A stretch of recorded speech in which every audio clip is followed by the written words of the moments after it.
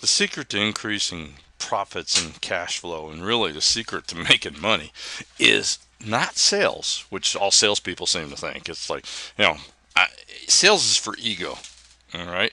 Profit is for the bank and for your CPA. But what gets you to profits, and the most important thing that most savvy business people sooner or later learn, is gross profit. So what is gross profit? Well, gross profit is your sales minus the cost of purchasing, manufacturing, and delivering the product or service that you're selling. So one thing, right off the bat, let's make sure we understand that. Just because you don't sell a product and you're in service, you have a gross profit. All right?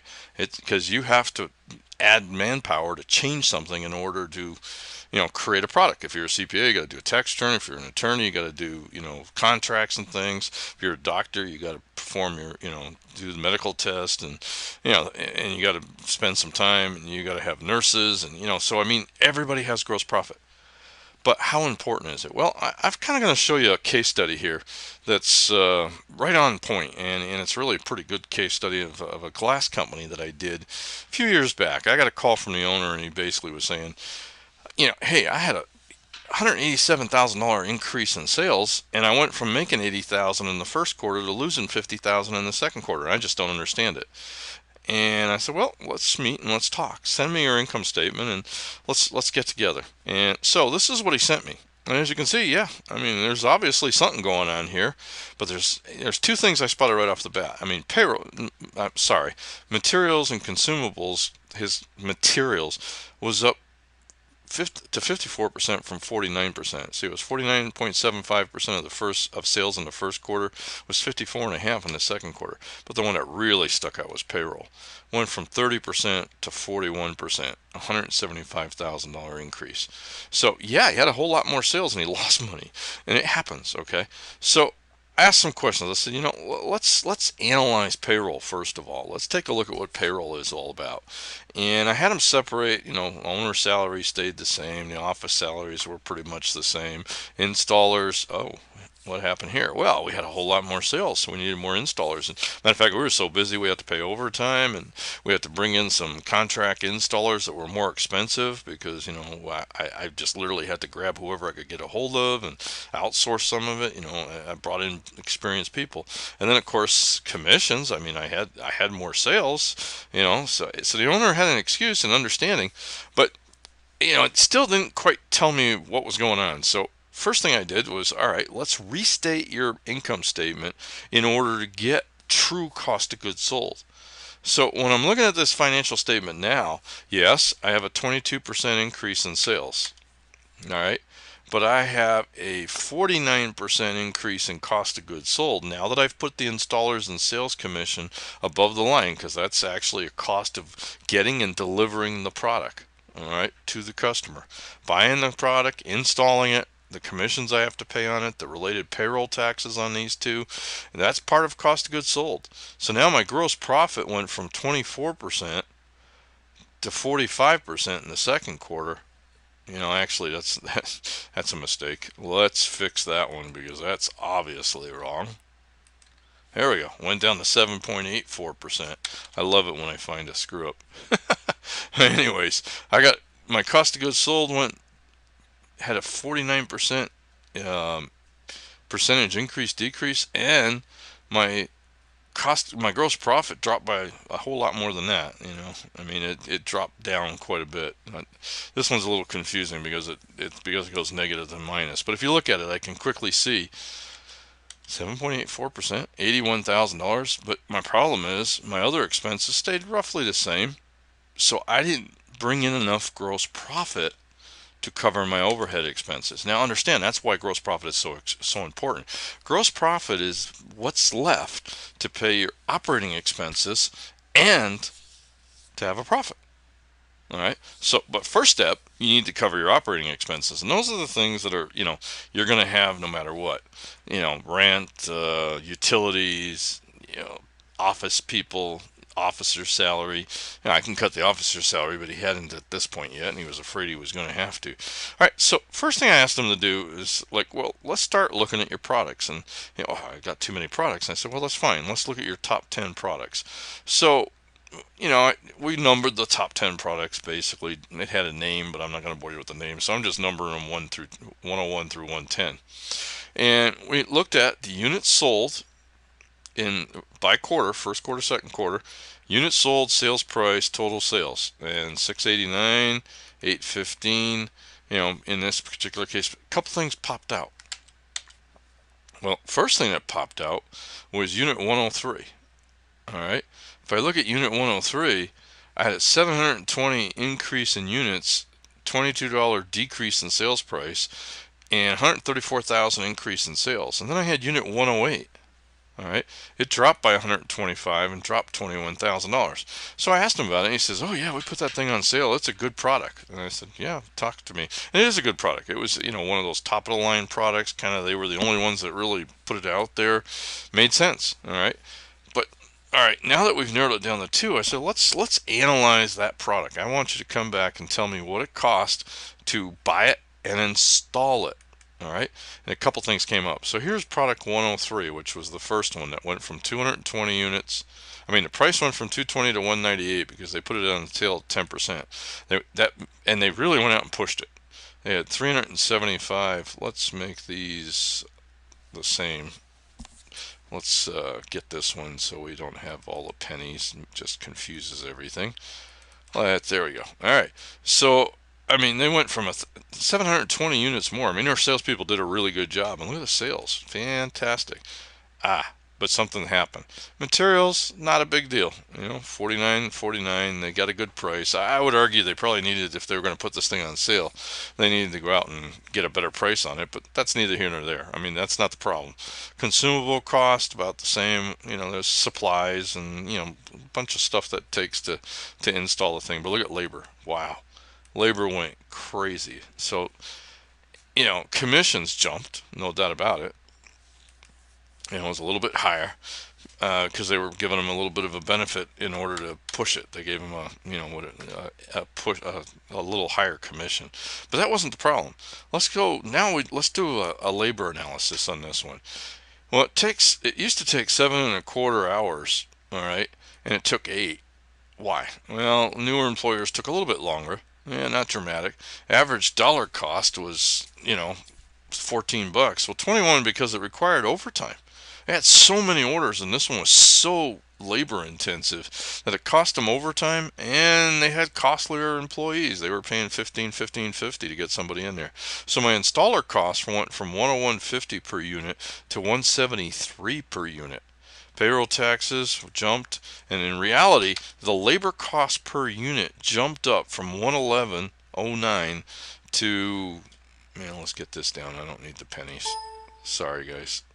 Well, if I can get it to go away. It doesn't want to. Oh, it's down here. All right, my bad. Every now and then it gets stubborn on me, but I can win. All right, there we go. Anyway, sorry about that.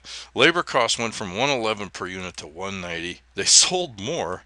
All right, so they basically were, labor costs jumped from 41,000 to 207.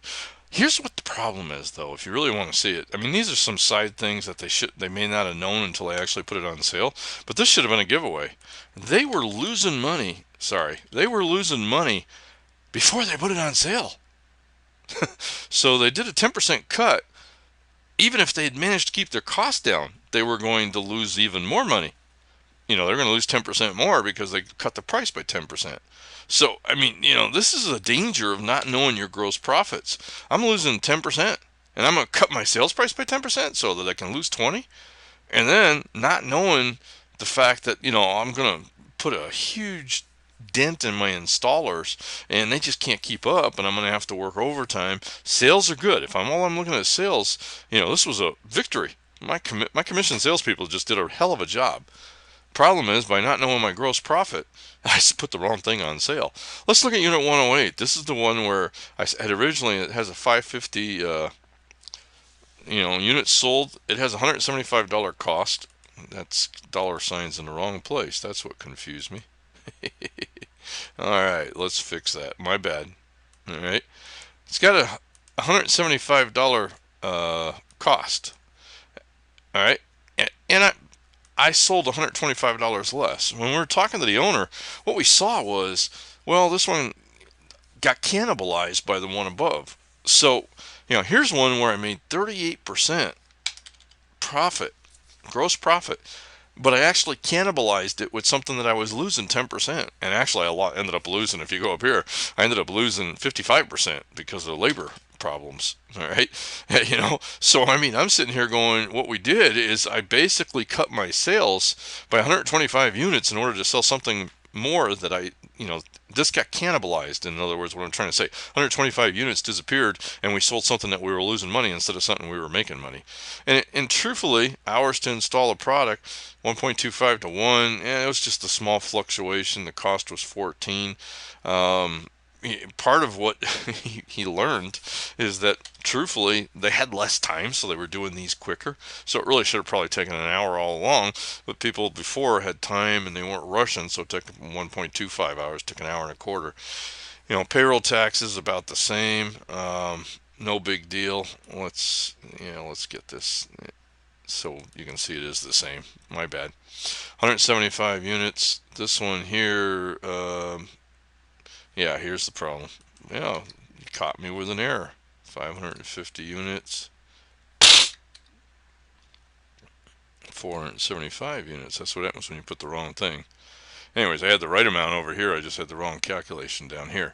So you can see what we did is we basically cannibalized 7,500 bucks. So this gets worse. I mean, not only did I sell more of something I was losing money, but I sold less of something I was making money. This is an example of top line, bottom line, and really you need the middle line. Gross profit is most important. So what was the prescription we wrote up for this company? Well, what I basically said is, all right, first of all, redesign your chart of accounts so that it really reflects true gross profit. Then calculate gross profit for all your products and or your customers. If you can't do that, at least your top selling products. Use the 80-20 rule. Avoid discounts. Make sure you look at that article as far as discounting. I got a video in there and the little thing on why discounting is probably not the right answer and what you need to do. So watch that. Avoid discounts. Compete by increasing the perceived value of your customers instead. Number 4, raise the amount of each sale by upselling, bundling, and cross-selling. All right. If you have to discount, make sure you bring your average price back up somehow. Tie commissions to gross profits, not sales. Look, if you tell me you're going to pay me for each sale and you let me set the price, I'm going to hit my number. All right. But if you say, look, it's important that we need to have a 40% gross profit. And if you don't have a 40% gross profit, we're going to start reducing your commission by the amount that you're under 40%. Now you're going to start seeing something, okay? If you put something on sale, number 6, if you put something on sale, make sure you consider what other products will be cannibalized. When I was at Magnolia Coca-Cola, we knew from studying the pattern of when we put things on sales that when we put Diet Coke on sales, it had a 5 to 10% effect on regular Coke, because there are some people that will buy whatever's on sale. They don't really care. They're not brands, they're not married to a brand. Promote products that have a higher gross profit. Really what you want to do is that second product that had a nice gross profit, put that one, go out there, push that one, even put that one on a sale a little bit if you want to. Not that big of a deal. Number 8, eliminate your low gross profit products, or at least raise their prices and educate them, your customers, on how to justify the increase. Be careful here. Little caveat: make sure that you're not getting rid of something that's necessary, because you have another product that this is an add-on or something like that, and people expect you to have it. Then make sure you have it. Okay. So, anyways, number 9, cut labor costs by increasing your systems and increasing efficiencies. All right, so that's kind of what we wrote down for them. What kind of effect did it have? Well, really couldn't look at the third quarter because we were working on it in the third quarter, but by the fourth quarter, he had put some things in play. And this is what his financials, he looked at our prescription list and put a lot of it in play. All right, his sales were good. I mean, if you look at our first one, he had a decent month sale. He went out there and pushed the right things. But look at this. He was able to keep his gross profit at about 27%. And the rest of the stuff stayed the same. Look at this. Instead of the second quarter, he had a $131,000 loss. He went to a $140,000 gain, a $271,000 change in profits. Because in all reality, Everything starts here. This is the most important number in business, and sadly, very, very, very few businesses owners really understand the power and what you can do about it. That's why this particular month in this magazine is such a vital one. We're going to take this a little further. We're going to have a mini product out, basically on gross profit. We're going to have 50 plus different ways to increase gross profit. So keep your eyes open for that. Probably be in the iPad for sale section and a little bit of a I don't like the discount, but digital products are slightly different than these kind of products because my cost is so darn low. Anyways, until next time, let's learn about gross profits and really let's make this our most profitable year ever. Thank you very much.